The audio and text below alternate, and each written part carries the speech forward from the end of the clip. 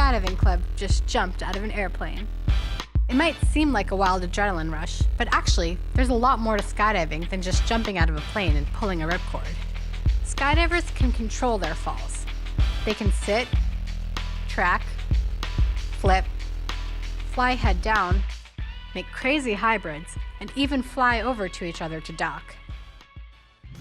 When you're just falling a few feet, there's not much you can do on the way down.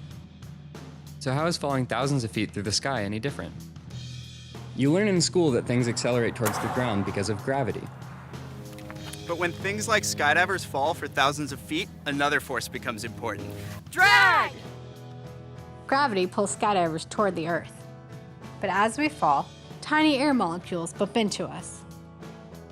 Each tiny bump causes a little bit of force against our bodies.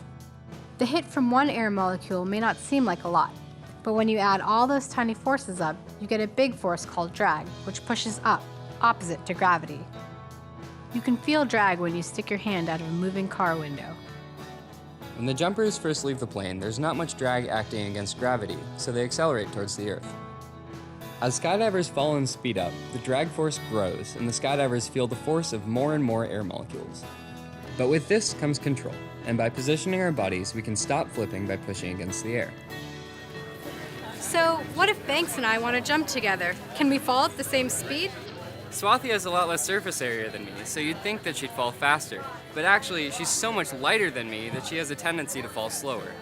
But by reducing how much surface area is exposed to the air molecules, I can reduce drag and keep up with Banks. Drag can be used for more than just speeding up or slowing down. Moving your arms to the side and legs out generates extra airflow at your feet, which pushes your body in the direction it's facing. This is called tracking. To really use drag, air needs to push you hard enough, which can only happen if you're going fast enough.